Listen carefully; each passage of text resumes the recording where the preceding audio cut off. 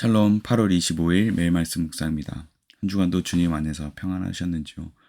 하나님께서 오늘 우리에게 새 힘과 능력 주시고 또 생기를 불어넣어 주셔서 활기찬 하루 되시길 소망합니다. 오늘 이 시간은 계속해서 기도에 대한 내용을 나누기 원합니다. 함께 베드로전서 2장 9절에서 12절 말씀 함께 나누겠습니다. 그러나 여러분은 택하심을 받은 족속이요 왕과 같은 제사장들이요 거룩한 민족이요 하나님의 소유가 된 백성입니다. 그래서 여러분을 어둠에서 불러내어 자기의 놀라운 빛 가운데로 인도하신 분의 업적을 여러분이 선포하는 것입니다. 여러분이 전에는 하나님의 백성이 아니었으나 지금은 하나님의 백성이요 전에는 자비를 입지 못한 사람이었으나 지금은 자비를 입은 사람입니다.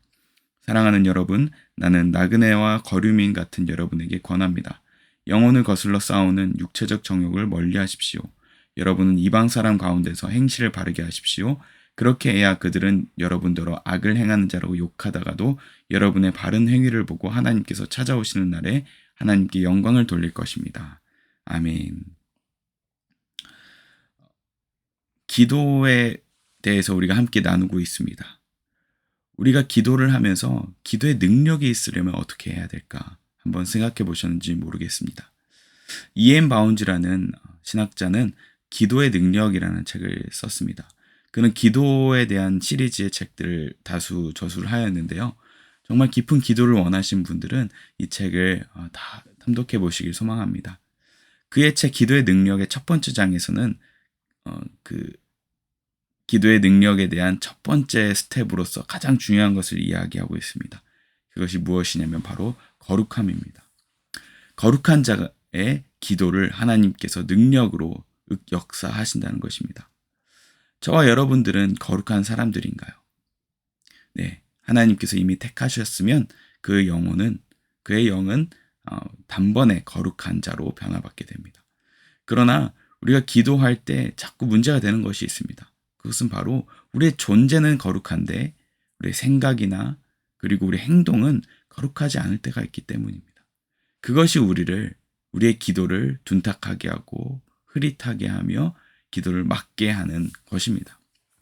자, 그렇다면 하나님께서 쓰시는 거룩한 사람은 어떤 사람인지 오늘 잠시 나누기 원합니다.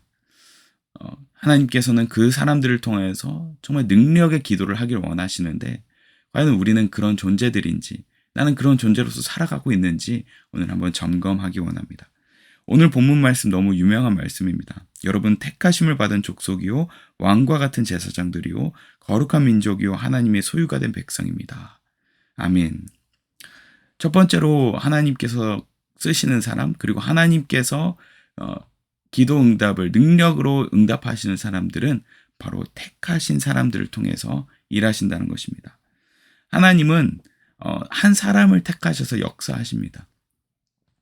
우리가 잘 아는 많은 인물들, 성경의 인물들을 보면 다 하나님께서 택하셔서 그들의 인생을 통해 하나님의 역사를 이루시는 통로로 사용하시죠. 우리가 잘 알고 있는 아브라함, 그리고 다윗, 그리고 많은 성경의 인물들, 나아가서는 예수님의 길을 예비했던 요한, 그리고 예수님 그분 자체도 하나님께서 택하셔서 그분의 아들을 보내셨죠. 하나님께서는 한 사람 한 사람들 택하셔서 사용하십니다. 그리고 저와 여러분들을 그렇게 택하셔서 사용하시는 줄 믿습니다. 요한을 택하셨을 때 이렇게 말씀하셨습니다. 요한을 태어나게 하실 때 요한복음 1장 6절에 보면 하나님께로서 보내심을 받은 사람이 났으니 이름은 요한이라. 아멘. 하나님께서 이렇게 택한 사람들을 사용하시죠. 그러나 그 택하신 사람만으로 충분합니까? 택하심 자체만으로는 충분하지 않습니다. 하나님께서는 그 택하신 사람을 거룩하게 하십니다. 그것을 어떻게 알 수 있습니까? 오늘 본문 보면 여러분은 택하심을 받은 족속이요 왕과 같은 제사장들이요 라고 말씀하십니다. 제사장들. 여러분 제사장들의 정체성이 무엇입니까? 제사장들이 머리에 쓰고 있는 두건이 있는데 거기에 무엇이라고 쓰여 있습니까? 바로 여호와께 성결이라고 쓰여 있지 않습니까? 하나님 앞에 거룩한 사람, 하나님 앞에 거룩한 사람이라야 하나님께 쓰임받을 수 있다는 것을 제사장의 그 정체성을 통해서 알 수 있습니다. 만약 제사장이 거룩하지 않게 된다면 어떻게 될까요? 대제사장들은 1년에 한 번씩 지성소에 들어가게 되는데 그 지성소에 들어가게 되는 그 순간 죄가 있을 때 어떻게 되나요? 바로 죽게 되죠. 우리도 마찬가지입니다. 제사장은 백성의 죄를 위해서, 백성의 기도를 위해서 하나님 앞에 그 죄를 안고 해결하고 그 기도를 들고서 지성소로 들어가게 되는데, 저희 또한 우리가 하는 모든 기도의 제목들을 그렇게 하나님께 가져가는 것입니다. 그러나 우리가 해결되지 않은 죄가 있다면 어떻게 됩니까? 우리 영혼은 죽게 되겠죠. 하나님 앞에서 죽은 자가 되겠죠. 죽은 자가 기도를 드릴 수 있겠습니까? 드릴 수 없죠. 그 기도는 제사장이 마치 그 기도를 다 들고 지성소에 갔는데 마치 죽은 것과 다름없습니다. 그렇게 되면 그 기도는 어떻게 될까요? 하나님 앞에 올라가지 않겠죠. 마찬가지로 우리가 마치 살아있는 것 같으나 우리 영혼이 하나님 앞에 범죄하고 해결되지 않은 죄악들이 있다면 하나님 앞에 기도로 올라갈 수 없다는 뜻입니다. 그것이 나의 기도이든 아니면 중보 기도이든 우리가 깨끗하지 못하면 하나님께 나아갈 수 없고, 그리고 우리가 드리는 기도는 오염된 기도라는 것입니다. 그것을 우리가 올려드릴 수 있겠습니까? 그렇기 때문에 우리의 깨끗함을 위해서, 또 우리의 거룩함을 위해서 고군분투해야 합니다. 오늘 베드로 전서에 이렇게 기록되어 있습니다. 여러분, 영혼을 거슬러 싸우는 육체적 정욕을 멀리하십시오. 육체적 정욕이 어떻게 한다고 합니까? 영혼을 거슬러 싸운다고 합니다. 무엇을 위해서 싸우겠습니까? 육체적 정욕이 바로 하나님의 뜻이 이루어지지 않게 하기 위한 그 싸움이 아니겠습니까?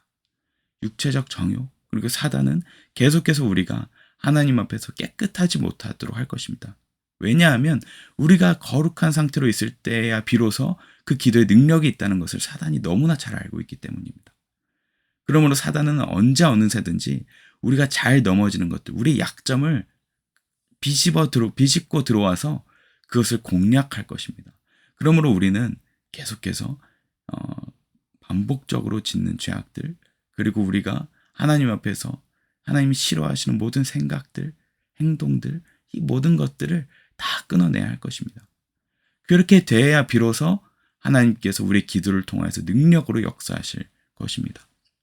하나님께서는 그러므로 우리에게 거룩함을 계속해서 이야기하십니다. 너희들은 왕과 같은 제사장들이다. 거룩한 하나님의 그 거룩한 자들이다 라고 이야기하십니다. 그 거룩한 자들, 하나님께서 주시는 그 거룩함으로 살아가는 자들, 그들의 삶은 어떤 삶으로 살아가게 될까요? 우리가 죄를 고백하고 회개하고 또 거룩하기를 애쓰고 하는 그런 모습들을 보면 어떤 이미지가 떠오르나요? 아주 힘들고 고되고 정말 죽어날 것 같고 라는 생각을 하실 수도 있을 것입니다. 그러나 거룩한 자들에게 예비된 것이 있습니다. 그것이 무엇입니까? 우리 지난 금요 예배 때 우리 박 목사님께서 말씀을 나눠주지 않으셨습니까? 거룩한 길, 하나님께서 마련하신 거룩한 길, 그것이 무엇입니까? 이 거룩한 길은 직역하면 거룩함의 길입니다. 거룩의 길. 그 10절 결론이 이렇게 되어 있습니다. 거룩한 길을 걸어가는 사람들은 이렇게 걸어간다. 10절, 주님께 속량받은 사람들이 예루살렘으로 돌아올 것이다. 그들이 기뻐 노래하며 시온에 이를 것이다. 기쁨이 그들에게 영원히 머물고 즐거움과 기쁨이 넘칠 것이니 슬픔과 탄식이 사라질 것이다. 아멘. 8절에 이렇게 되어 있습니다. 거기에는 큰 길이 생길 것이니 그것을 거룩한 길이라고 부를 것이다. 깨끗하지 못한 자는 그리로 다닐 수 없다. 이 깨끗하지 못한 자는 다닐 수 없는 그 길이 거룩한 길인데, 그 거룩한 길을 걸어가는 사람들은 어떤 마음이라고 합니까? 주님께 속량받았기 때문에 기뻐 노래하고 기쁨이 그들에게 머물고 즐거움과 기쁨이 넘칠 것이니, 이 기쁨의 원어는 다 다른 단어로 쓰였습니다. 그리고 기쁨이 영원히 머물고 즐거움과 기쁨이 넘칠 것이니 할 때는 머리 위에 그 기쁨이 머물러 있다라는 표현으로 기록되어 있습니다. 무엇입니까? 얼굴에 화색이 돌고, 이 거룩한 사람들은 하나님 뜻에 한결과 같이 가는 사람들이기 때문에 얼굴에 미소와 기쁨과 즐거움이 넘친다고 합니다. 비록 어려움이 있고 힘듦이 있지만 그 가운데서도 하나님께서 마련하신 길을 걸어간다는 그 자신감과 그리고 그 안정감이 있기 때문에 얼굴에 기쁨이 넘친다는 것입니다. 이것이 바로 하나님께서 택하신 그 거룩한 사람들의 특권입니다. 하나님은 이 거룩한 사람들을 사용하기 원하십니다. 그리고 그들의 기도를 응답하기를 기뻐하시고 하나님께서 기도를 능력으로 역사하시는 사람들은 바로 이런 사람들이라고 말씀하십니다. 이제는 내 뜻이 아니라 하나님 뜻대로 기도하는 사람들. 내 뜻은 단숨에 다 버려버리고 하나님의 뜻에 따라서 달려가는 사람들. 그런 사람들은 하나님께서 기뻐하셔서 그 기도를 너무나 기쁘게 응답해 주신다는 거죠. 그런 응답을 받는 사람들의 표정이 어떻겠습니까? 당연히 기쁘고 즐겁겠죠.